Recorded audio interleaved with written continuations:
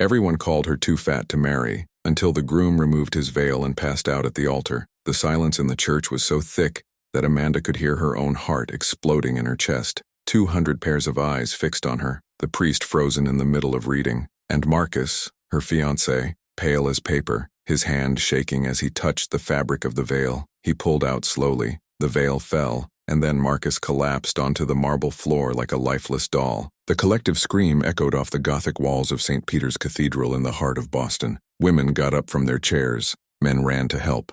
Someone shouted for a doctor, but Amanda remained motionless, dressed as a bride, holding the bouquet of white lilies with an icy smile on her lips, because she knew exactly what she had done. 6 months earlier, Amanda Walker, 28, has never been one to go unnoticed. Not by talent, not by intelligence, but by body. 5 feet tall, 105 kilos with curves that society loved to judge. She was a legal assistant at a corporate law firm in Boston, invisible among the impeccable suits and thin secretaries who looked like they came out of magazines. Marcus Callahan was the opposite. 32 years old, senior lawyer, athletic body sculpted from expensive gym memberships, smile like a toothpaste commercial. He had that kind of beauty that opened doors, literally. Restaurants offered tables without reservations. Stores offered discounts. Women turned around in the street, and by some inexplicable miracle, he chose Amanda. "You're different," he said on their first date, touching her hand across the coffee table. "You are real." Amanda wanted to believe it. God, how she wanted it. But there were signs. Small, almost imperceptible. Marcus never took her to office events. He said he preferred to keep the professional separate from the personal. When they went out to dinner, they chose dark places without windows. More romantic, he justified. And whenever they took photos, he found an excuse not to post them on social media. "I'm not from that generation addicted to likes." Amanda swallowed the apologies like bitter pills, until the night everything started to fall apart. It was a Friday, 3 months before the wedding. Amanda left the office early to pick up her wedding dress at the boutique, but as he passed through the corridor, he heard voices coming from the meeting room. The door was ajar. "Dude, are you crazy?" It was Josh, Marcus's colleague. "Are you really going to marry her?" "Relax." Marcus's voice was casual, almost bored. "It's just for a while." Amanda froze. "For a while? What the hell does that mean?" Marcus sighed. "My uncle is dying, Josh. Terminal cancer. He has a fortune of $20 million. And you know what he said? That he will only leave me as his heir if I prove that I have values. If I marry a real woman, not those empty models he thinks I date. And Amanda is perfect. She's humble, hardworking, invisible. My uncle will love it." 2 months after the wedding, he signs the will. 6 months later, I ask for a divorce. Simple. "And her? Won't she be suspicious?" Marcus laughed. A cold, calculated sound. "Her? Dude, have you seen how big she is? No one has ever given Amanda the time of day. She's so desperate for attention that she'll believe anything. It'll be a piece of cake." Amanda felt the world spin. She doesn't remember how she left the building. She only remembers sitting in the driver's seat of the car, her hands shaking on the steering wheel, tears streaming down her face. Too fat to be truly loved, good enough to just use. But instead of falling apart, something different happened. A spark of pure, clean, burning anger began to burn in Amanda's chest. If Marcus wanted to play dirty, she was going to play better. She wiped away her tears, picked up her cell phone, and typed a message to someone she hadn't spoken to in years. "Sophia, I need your help. Urgent." The answer came within seconds. "Say when and where." Amanda looked at her reflection in the rearview mirror. The swollen face, the red eyes, the body Marcus called perfect for fooling a dying old man. She smiled. The game was just beginning. But if you're enjoying this story, don't forget to subscribe to the channel, because Amanda's revenge is going to be cinematic. Sophia Chen wasn't just Amanda's best friend from college. She was one of the most respected private investigators on the East Coast. Discreet, lethal, and expensive. Very expensive. They met in a hidden cafe in Cambridge, far from the prying eyes of Boston. Sophia arrived with a black leather briefcase and an expression that Amanda knew well. Total focus. "Tell everything," Sophia said bluntly. Amanda said. Every word Marcus said. Every cruel laugh. Every second of that conversation that had destroyed 3 months of illusion. When he finished, Sophia was typing furiously on her laptop. "Marcus Callahan, Office of Hartman and Associates. Relationship with..." She paused, eyes narrowing on the screen. "Interesting. Very interesting." "What? Your fiancé isn't just a liar, Amanda. He's stupid. He leaves traces everywhere." Sophia turned the laptop over. "Look at this." On the screen, a series of bank transactions. Transfers to a name Amanda didn't know. Vanessa Price. Who is she? Model. Instagram with 200,000 followers, and Marcus's secret girlfriend for 8 months. Amanda's stomach dropped. 8 months? But he asked for my hand 3 ago. Exactly. Sophia clicked on another tab. Photos. Marcus and Vanessa on a yacht, in a French restaurant, in a luxury hotel bed, all with recent dates. He's not just using you for inheritance, Amanda. He's keeping the little doll on the side while you serve as a front. Amanda felt the anger rising like lava. I need proof. Real proof. Sophia smiled. It was the kind of smile that was scary. Leave it to me. The following weeks were calculated torture. Amanda continued playing the bride in love. He smiled at dinners with Marcus's parents.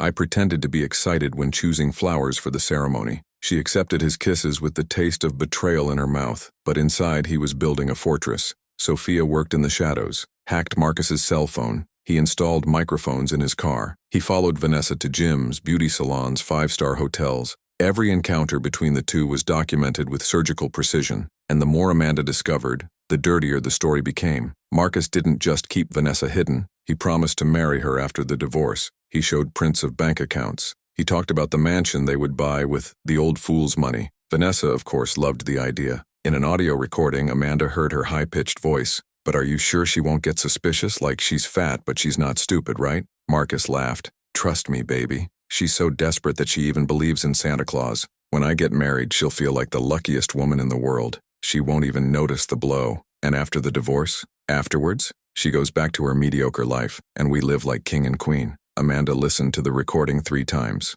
The 3rd time, he didn't cry anymore, just smiled. 2 months before the wedding, Marcus's uncle took a turn for the worse. Richard Callahan was a 72-year-old man, a real estate billionaire, with no children and ultra-conservative values. He despised the playboy life that Marcus led. He wanted a family heir with a decent wife. Marcus took Amanda to visit him at the private hospital. Richard was in bed, thin and pale, but with eyes as sharp as razors. He looked Amanda up and down, not with contempt, with approval. Finally, he said, voice weak but firm, you brought a real woman. Marcus smiled, holding Amanda's hand with false tenderness. She's special, Uncle. Very special. I see that. Richard looked directly at Amanda. Do you work, girl? Yes, sir. I'm a legal assistant. Humble, hardworking. Not one of those people who lives off the gym and Botox. He gave Marcus a sharp look. This one sucks. If you screw this up, Marcus, I'll disown you. Marcus laughed, but Amanda felt the tension in his grip. I'm not going to ruin anything, Uncle. She's the woman of my life. Richard nodded, satisfied.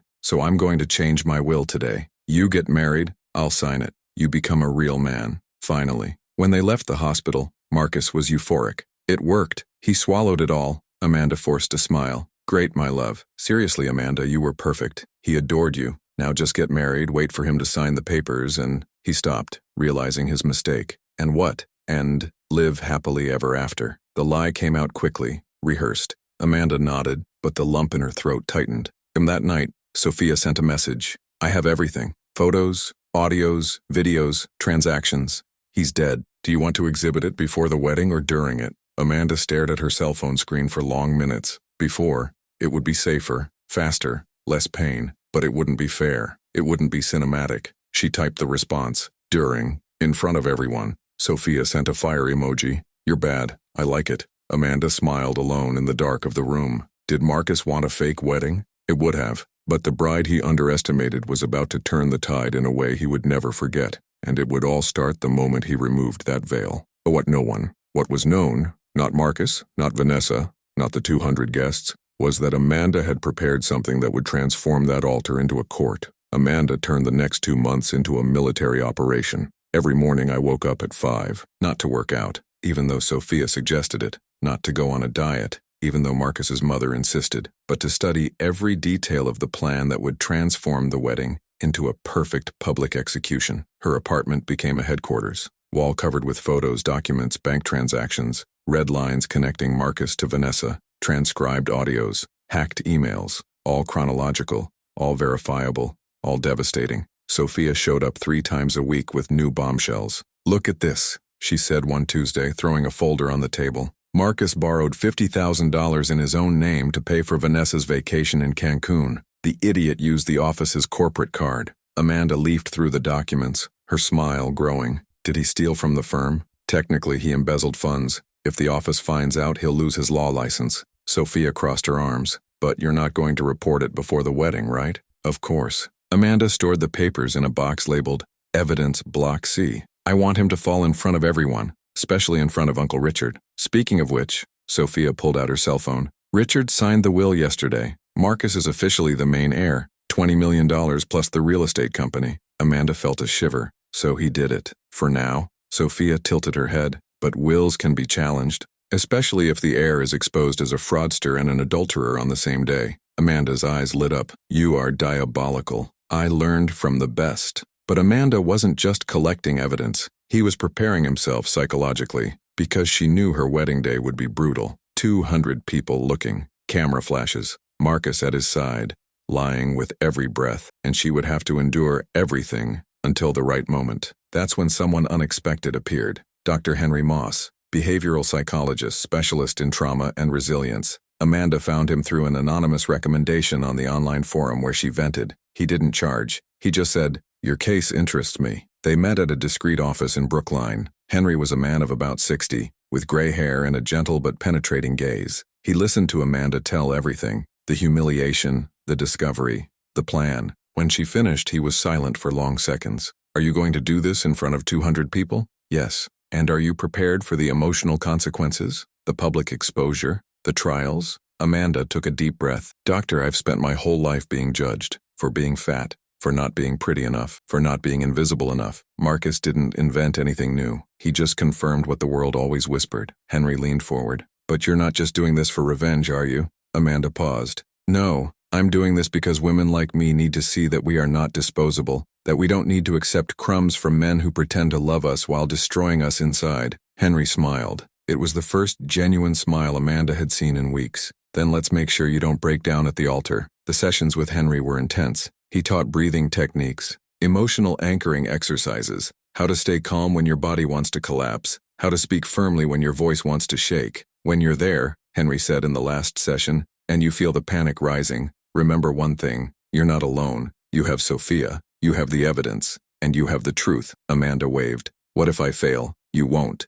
because women who survive what you survived are not weak. They are steel covered in skin. Amanda left that session different, lighter, more dangerous. Meanwhile, Marcus was at the height of excitement. He could barely hide his anxiety. The wedding was 2 weeks away. Uncle Richard miraculously was stable. The will signed. The inheritance guaranteed. He took Amanda to dinner at an expensive Italian restaurant. Baby, he said, holding her hand across the table, I just want to thank you for being so perfect. Amanda smiled sweetly. Perfect how?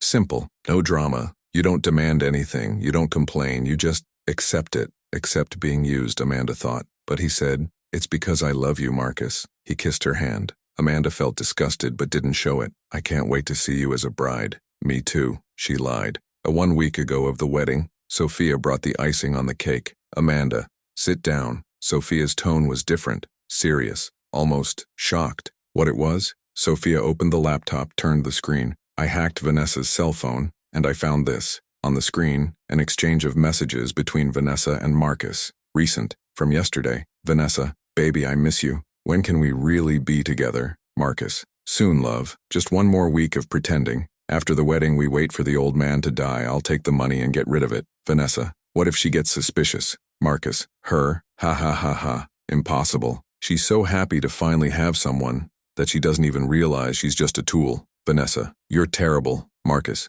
and you love it. Amanda read it 3 times. In the third, something inside her crystallized. It wasn't anger anymore. It was pure determination. Sophia, I want you to put everything on a flash drive. Audios, photos, messages, transactions, everything. For what? Amanda looked directly into her friend's eyes. Because on Saturday, when Marcus lifts that veil, he won't see a bride. He'll see the end of his life. Sophia smiled slowly. Now yes, there were 6 days left until the wedding. Amanda was ready. The tests organized. The flash drive ready. The cameraman bribed to capture everything. And the church projector, oh, the projector, was already set up with the presentation that would change everything. Marcus thought he was in control, but what he didn't know was that the woman he called too fat to have a choice was about to teach him a lesson he would take to his grave, and it would all start with a simple gesture, removing the veil. Saturday, St. Peter's Cathedral, 2:37 p.m. The church was packed. 200 people dressed in their best attire sitting on the polished wooden benches, whispering as they waited.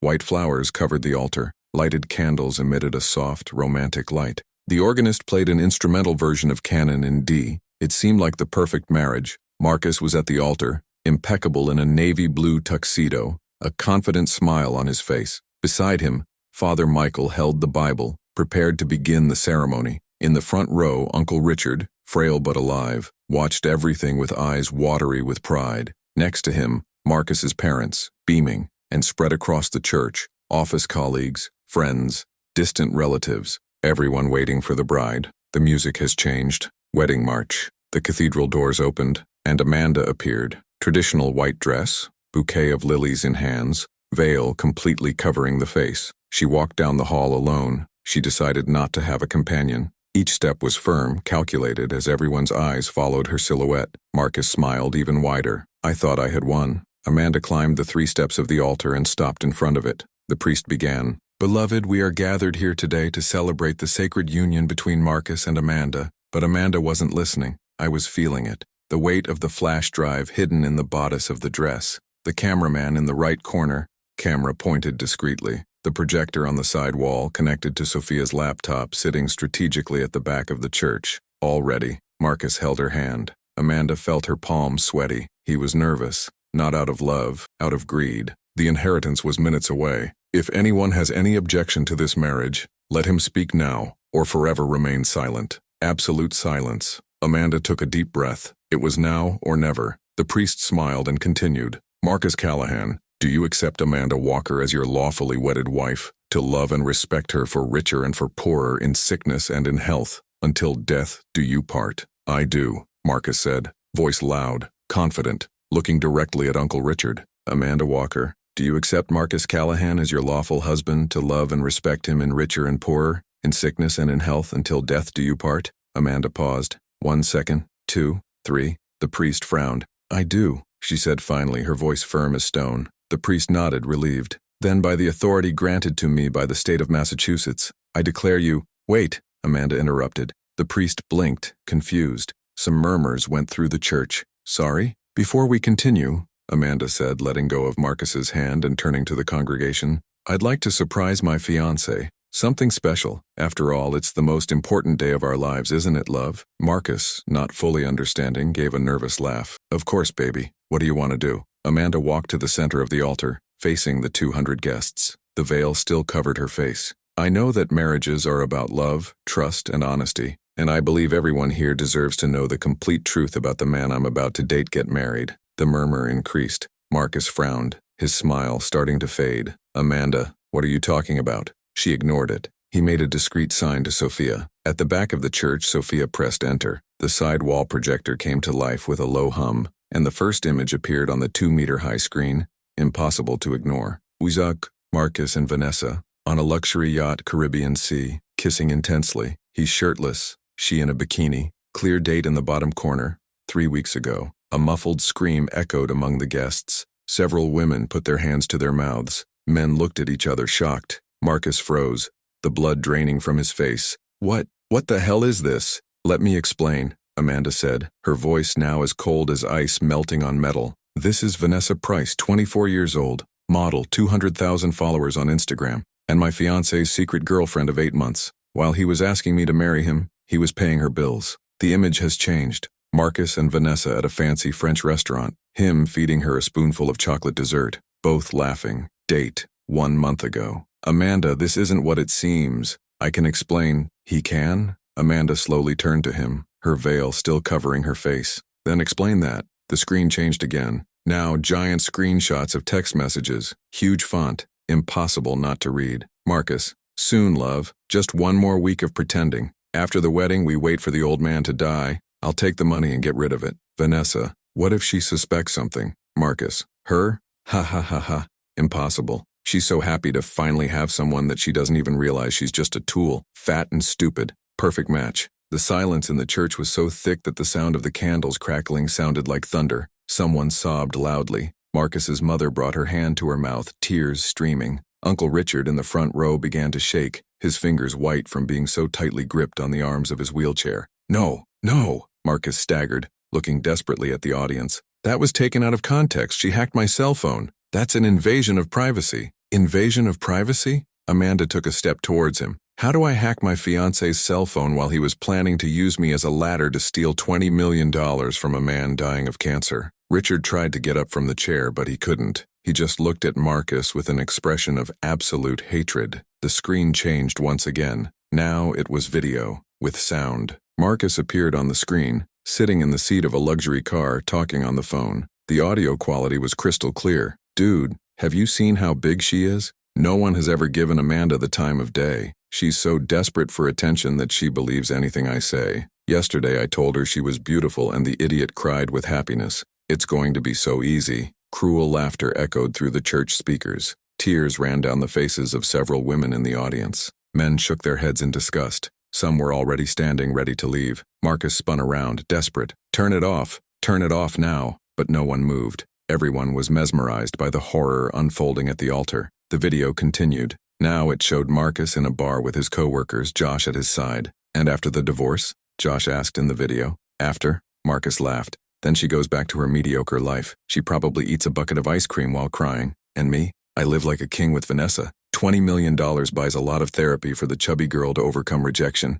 The image froze on Marcus's laughing face. Sepulchral silence. Marcus tried to take Amanda's arm, eyes red, voice breaking. Stop it, Amanda. Please. I love you. I swear I love you. But Amanda took a firm step back. No. His voice echoed throughout the cathedral. You never loved me. You used me. And now everyone here will know exactly what kind of man you are. The screen changed for the last time. Financial documents appeared. Bank transactions. Lines and lines of numbers. But the headline at the top was impossible to ignore. Emission of corporate funds. Hartman and Associates.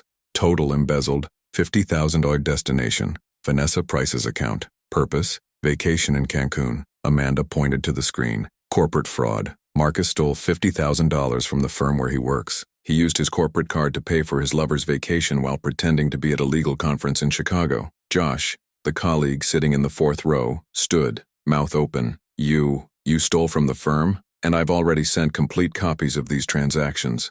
Amanda continued. To the Hartman and Associates Compliance Department, the Massachusetts Bar Association, and the FBI. They received everything exactly. She glanced at her wristwatch. 18 minutes. Marcus fell to his knees on the marble floor, hands shaking. No. Amanda, please, you don't know what you're doing. My career. My license. Your career? Amanda finally, slowly removed the veil, and what Marcus saw destroyed the last ray of hope he had. She was not the humble, invisible, desperate-for-love woman he thought he had completely dominated. She was a woman with steely eyes, impeccable makeup, blood-red lipstick, calm, controlled, powerful expression, and an icy smile that made the blood freeze. You spent months calling me too fat to have choices, too desperate to see the truth, too stupid to understand the game. She leaned in, coming face to face with him, the words coming out like sharp blades. But the truth, Marcus, is that you were always too stupid to realize one very simple thing. Underestimating someone is the greatest weapon you can give them, and I used every second you wasted humiliating me to build your complete destruction. Marcus tried to speak but couldn't. His mouth opened and closed like a fish out of water. You wanted $20 million? You got zero. You wanted a brilliant career. You're going to be disqualified from the law. You wanted Vanessa? Good luck maintaining a high-end model when you're unemployed, sued, and possibly arrested for fraud. It was at that moment, between the devastating shock, the utter public humiliation, and the suffocating despair, that Marcus's body simply gave out. His eyes rolled, and he passed out. The body fell to the marble floor with a heavy thud. Screams. Rush. Someone shouted for a doctor. Others took out cell phones to call an ambulance. But Amanda remained motionless, standing, holding the bouquet of white lilies while camera flashes went off everywhere. The official cameraman captured every second, every angle, every expression of shock on the guests' faces. Richard Callahan, the dying billionaire, leaned on the arms of his wheelchair and with a monumental effort stood up. He staggered towards Amanda, leaning on an ebony cane. The security guards tried to help him, but he waved them away with an irritated gesture. Girl, he said, voice shaky but charged with authority, you just saved my fortune from falling into the hands of a lying worm.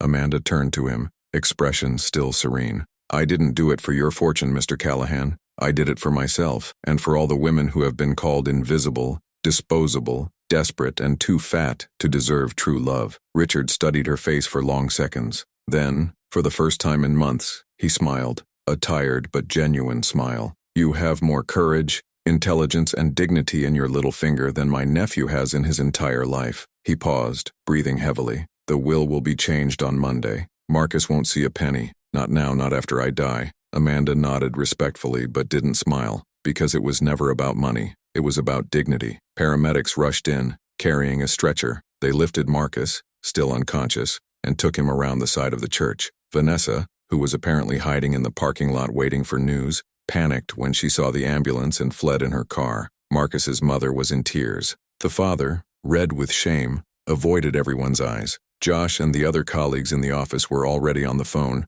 probably reporting everything to their superiors. Amanda walked down the 3 steps of the altar with her head held high. Sophia was waiting for her at the end of the central corridor, smiling from ear to ear. You killed it, literally destroyed that bastard. We rocked it, Amanda corrected, hugging her friend. And together, while 200 people were still processing the emotional earthquake they had witnessed, they walked out of St. Peter's Cathedral. Outside, the sun was shining, the sky was blue, and for the first time in months, Amanda breathed like a free woman. 3 hours later, the wedding video exploded on social media. Someone had recorded everything, the exposure, the fainting, the guests' reactions. Within 6 hours, it had 15 million views. Within 12 hours, it was trending worldwide on Twitter. Hashtags like Justicia per Amanda, No Subestime, and Ervirata Epica dominated the internet for days. Marcus? He woke up in the hospital surrounded by lawyers from Hartman and Associates and 2 FBI agents.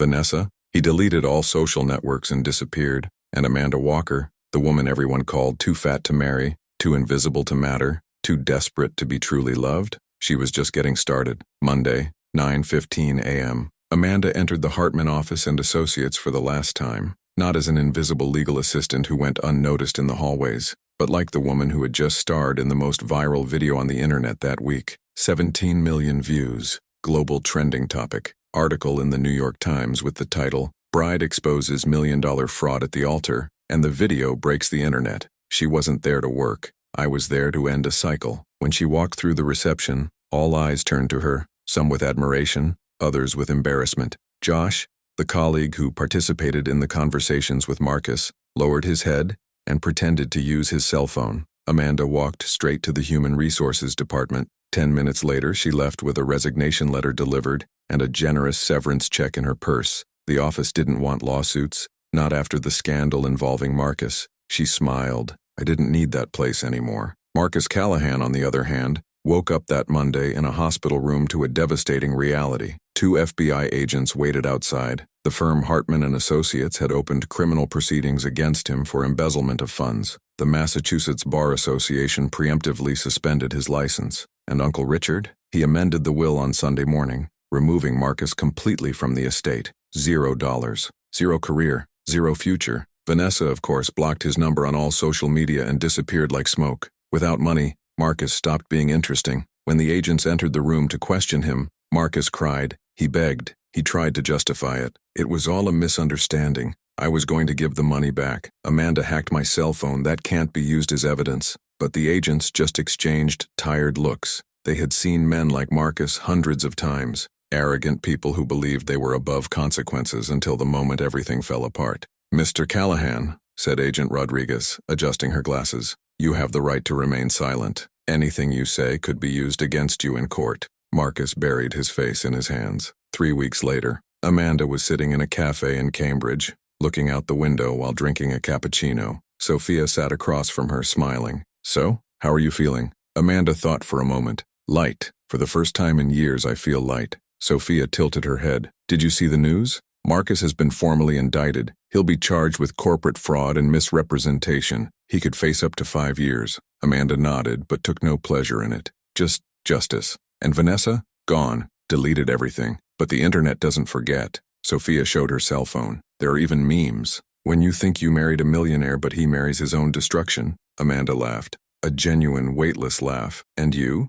Sophia asked. What's next? Amanda took a deep breath. I received 3 job offers. One from a rival office, another from an NGO that fights weight discrimination, and one from a production company that wants to make a documentary about the story. And which one will you accept? The NGO, Amanda smiled. I want to use this visibility to help other women who go through what I went through. Women who think they don't deserve love because society says they are too big, too ugly, too invisible. Sophia reached across the table and shook Amanda's hand. You're amazing. Always have been. Or 2 months later, Amanda was on stage at a TEDx conference in Boston. 500 people in the audience. Lights focused on her, cameras recording. She wore a simple navy blue dress, hair down, light makeup, no veil, no disguises. Just Amanda. My name is Amanda Walker, she began, firm voice echoing through the auditorium. And I was called too fat to marry, too ugly to be loved, too invisible to matter. Absolute silence. For years I believed this. I thought my body was a sentence, that I should be grateful for any scrap of attention, that men like Marcus Callahan were doing me a favor by pretending to love me. She paused, looking directly into the camera. But do you know what I learned? That when someone underestimates you, they hand you the most powerful weapon there is, the element of surprise. Applause began to emerge, timid at first, then growing louder. Marcus called me desperate. He said I was too stupid to understand the game. He bet that my low self-esteem would make me easy to manipulate. Amanda smiled. And he was wrong, because women who survive a lifetime of humiliation are not weak. They are strategists. They are survivors. And when they decide to act, they move mountains. The audience burst into applause. So if you're watching this and someone has made you feel small, invisible, disposable, remember one thing: the best revenge isn't becoming what they want you to be. It's becoming so powerful that they regret underestimating you. Standing ovation. From that night, as Amanda walked home, she stopped in front of St. Peter's Cathedral, the place where everything had fallen apart, and started again. She looked at the solid wooden doors, remembering the moment she removed her veil, from the look of shock on Marcus's face, from the sound of him falling to the marble floor. And for the first time, Amanda didn't feel angry. He felt no pain. He felt gratitude, because Marcus had unknowingly given her something far more valuable than $20 million. He had given strength, purpose, and the absolute certainty that she would never again let anyone define her by the size of her body, but by the greatness of her character. Amanda turned and walked away from the cathedral. The past is behind us. The future, this was just hers. Epilogue. 6 months later, Amanda launched a non-profit organization called Never Underestimate. The mission? Helping plus-size women who are victims of emotional abuse, manipulation, and discrimination regain their dignity. Marcus Callahan was sentenced to 4 years in prison and ordered to pay restitution of $50,000 to Hartman and Associates. Vanessa Price never appeared publicly again. Richard Callahan? He died 3 months after the disastrous wedding. But first, he amended his will, leaving $2 million to Amanda's organization, with a handwritten letter saying, "You showed more character in one day than my nephew has in his entire life." And Amanda Walker, the woman everyone called too fat to marry, too invisible to matter, too desperate to be loved, she proved the world wrong, because she was never invisible. She was just waiting for the right moment to shine.